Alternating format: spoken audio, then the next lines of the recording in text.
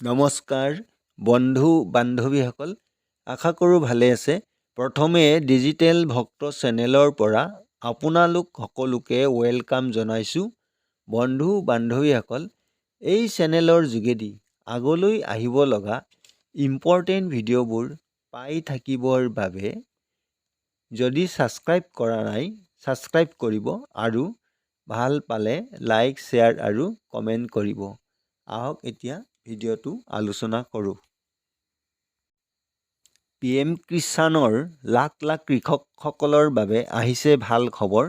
ইতিমধ্যে ভাৰত চৰকাৰে ভুৱা কৃষকসকলক চিনাক্ত কৰিছে আৰু সেই ভুৱা কৃষকসকলৰ তালিকাৰ পৰা কেনচেল কৰা হৈছে, অৰ্থাৎ বাদ দিয়া হৈছে।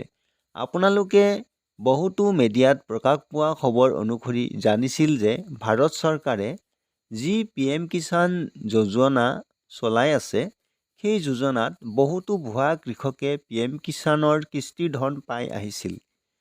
এই যোজনাত মাত্ৰ যোগ্য কৃষককহে ধন দিয়াৰ ব্যৱস্থা আছে।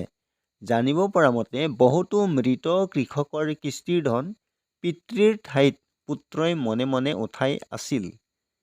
বৰ্তমান সেই মৃত PM কিষাণ হিতাধিকাৰীসকলৰ নাম তালিকাৰ পৰা বাদ দিয়া হৈছে। এতিয়া আৰু মৃত্যু হোৱা PM কিষাণ হিতাধিকাৰীসকলে কিস্তিৰ ধন নাপাব। মাত্ৰ জীৱিত আৰু উপযুক্ত PM কিষাণ হিতাধিকাৰীসকলেহে 19 নং কিস্তিৰ ধন পাব। সেইকাৰণে বন্ধু বান্ধৱীসকল, PM কিষাণৰ 19 নং কিস্তিৰ ধন পাবলৈ হ'লে eKYC কৰিব লাগিব আৰু এই eKYC ডিচেম্বৰ মাহৰ ভিতৰত কৰিব লাগিব। eKYC কৰিবলৈ হ'লে আধাৰ কাৰ্ড আৰু মোবাইল নম্বৰ প্ৰয়োজন হ'ব। আপুনি যদি অনলাইনৰ কাম জানে তেনেহ'লে নিজৰ মোবাইলতে কৰিব পাৰিব। প্ৰথমতে PM কিষাণৰ অফিচিয়েল ৱেবছাইট pmkishan.gov.in ত গৈ আপুনি মোবাইলত অহা OTPৰ জৰিয়তে eKYC কৰিব পাৰিব আৰু নজনাসকলে ওচৰৰ CSC চেণ্টাৰত গৈ eKYC ডিচেম্বৰৰ ভিতৰত কৰিব লাগিব।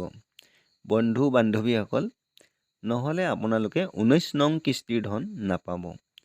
চলিত বছৰৰ যোৱা 5 অক্টোবৰ তাৰিখে PM কিষাণৰ 18 নং কিস্তিৰ ধন মোকলাই দিয়ে ভাৰত চৰকাৰে কৃষক মন্ত্ৰালয়ৰ জৰিয়তে।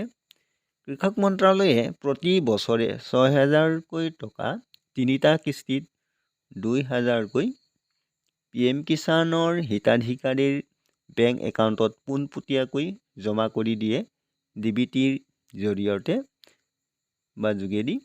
বন্ধু বান্ধৱীসকল, কৃষক মন্ত্ৰালয়ৰ এক বিশেষ সূত্ৰৰ পৰা জানিব পাৰিছোঁ যে এতিয়া বছৰত 6,000 টকাকৈ নহয়, তাৰ ঠাইত 8,000 বা 10,000কৈ বছৰত 4টা বা 5টা কিস্তিত 2,000কৈ দিবলৈ চিন্তা চৰ্চা কৰি আছে। বৰ্তমান কৃষক মন্ত্ৰালয়ে বছৰত 4 মাহৰ মূৰে মূৰে PM কিষাণৰ ধন মুকলি কৰি দিয়ে।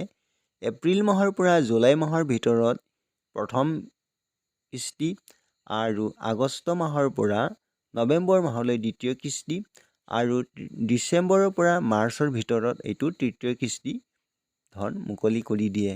বৰ্তমান PM কিষাণৰ 19 নং কিস্তিৰ ধন অহা ফেব্ৰুৱাৰী মাহৰ ভিতৰত দিয়াৰ পূৰ্ণ সম্ভাৱনা আছে। গতিকে বন্ধু বান্ধৱীসকল, এই 19 নং কিস্তিৰ ধন পাবলৈ হ'লে প্ৰথমে আপোনালোকে নিজে eKYC কৰিব লাগিব বা নাজানিলে CSC চেণ্টাৰত গৈ কৰিব লাগিব। নহ'লে আহিব লগা অৰ্থাৎ ফেব্ৰুৱাৰী মাহত আহিবলগীয়া PM কিষাণৰ 19 নং কিস্তিৰ ধন নাপাব পাৰে। গতিকে বন্ধু বান্ধৱীসকল, ডিচেম্বৰ মাহৰ ভিতৰতে eKYCৰ আপডেট কৰাটো বাধ্যতামূলক।